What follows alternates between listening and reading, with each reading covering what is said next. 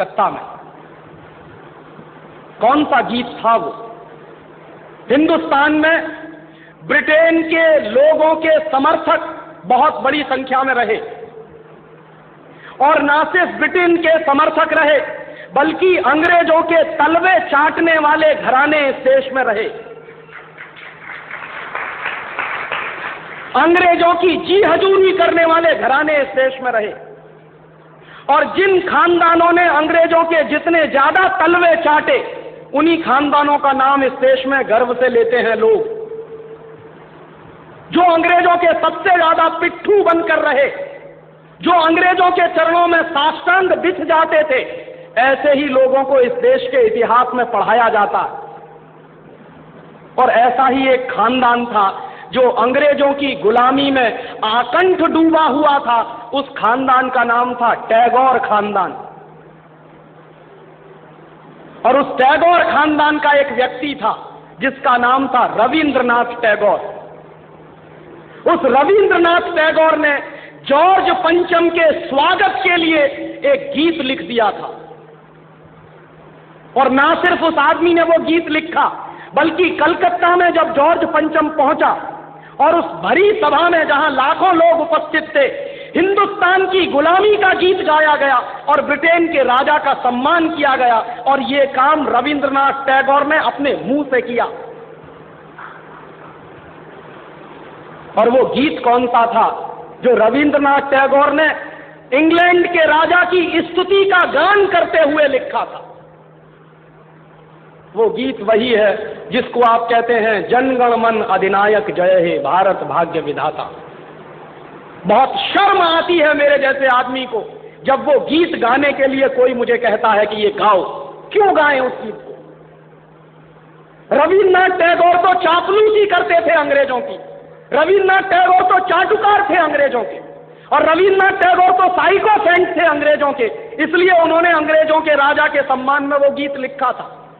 मैं तो नहीं हूं, मुझे तो अंग्रेजों की चापलूसी से कोई मतलब नहीं। मैं तो अंग्रेजों का उससे ज्यादा विरोधी हूं जितना कोई हो सकता। लेकिन मेरे आजाद देश में उस गीत को बार बार गवाया जाए, ये मेरा राष्ट्रीय अपमान का प्रश्न है। और जिस गीत को अंग्रेजों के राजा जॉर्ज पंचम के स्वागत में गाया था रविन्द्रनाथ टैगोर ने, वही गीत 5 दिन पहले दिल्ली के एयरपोर्ट पर गाया गया महारानी के सम्मान में। आपने कभी ध्यान दिया है उस गीत के शब्द क्या हैं और उन शब्दों का मतलब क्या है? जनगण मन अधिनायक जय हे, हिंदुस्तान की जनता के मनों के अधिनायक तुम्हारी जय हो, ये मतलब है। जनगण मन अधिनायक जय है माने जॉर्ज पंचम, तुम हिंदुस्तान की जनता के मनों के, जनता के गणों के अधिनायक हो, सुपर बॉस हो, इसलिए तुम्हारी जय हो। ये रविन्द्रनाथ टैगोर गा रहे हैं। भला इससे ज्यादा चाटुकारिता का दूसरा कोई प्रमाण मिल सकता? इससे ज्यादा साइकोफेंसी का दूसरा कोई प्रमाण आपको मिल सकता? और दूसरी लाइन है जनगण मन अधिनायक जय है भारत भाग्य विधाता, माने तुम भारत के भाग्य विधाता हो, माने हमारा भाग्य तुम लिख रहे हो। ये तो कोई भगवान से भी नहीं कहता है। लेकिन रविन्द्रनाथ टैगोर ने तो हिंदुस्तान के साम्राज्यवादी राजा का प्रतीक जो जॉर्ज पंचम था, उसको भगवान से भी ऊपर रख दिया था कि तुम तो भारत के भाग्य विधाता हो। पंजाब सिंध गुजरात मराठा द्राविड़ उत्कल बंग, विंध्य हिमाचल यमुना गंगा, उच्छल जलधि तिरंग, तब शुभ नामे जागे तब शुभ आशीष मांगे। माने पंजाब सिंध गुजरात मराठा द्राविड़ उत्कल बंग, ये सारा हिंदुस्तानी इलाका तुम्हारे लिए आशीष मांग रहा है, तब शुभ आशीष मांगे। तुम्हारी भलाई की प्रार्थना कर रहा है। ये पूरा हिंदुस्तान जो अंग्रेजों की गुलामी में सिसक रहा था, उसको रविन्द्रनाथ टैगोर लिख रहे हैं कि ये सारा का सारा हिंदुस्तान तुम्हारे लिए आशीष मांग रहा है, तब शुभ आशीष मांगे। और वो सारी की सारी आशीष हम तुमको दे रहे हैं अपनी तरफ से। और अंत में जनगण मंगलदायक जय हे भारत भाग्य विधाता, वही भारत के भाग्य विधाता तुम्हारा मंगल हो, तुम्हारा कल्याण हो।